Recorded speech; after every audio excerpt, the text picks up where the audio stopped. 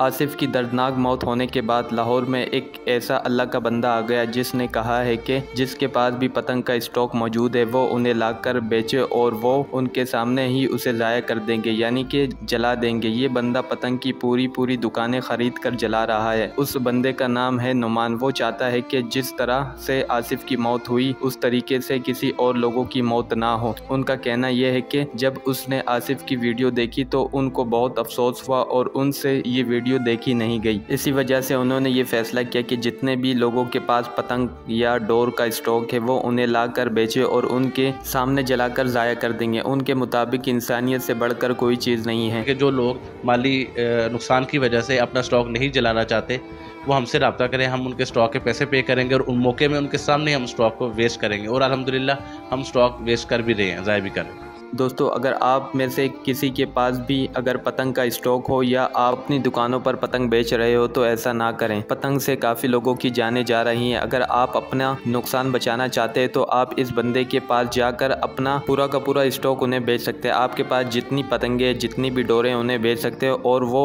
आपसे ख़रीदने के बाद आपके सामने उस सारी चीज़ों को जला देंगे। दोस्तों, इसे ही कहते हैं इंसानियत, जो दूसरों की जानों की परवाह करता है। तो फ्रेंड, अगर वीडियो थोड़ी सी भी अच्छी लगी हो तो वीडियो को लाइक करके चैनल को सब्सक्राइब ज़रूर कर दे ताकि हर आने वाली वीडियोज़ आप तक पहुंच सके।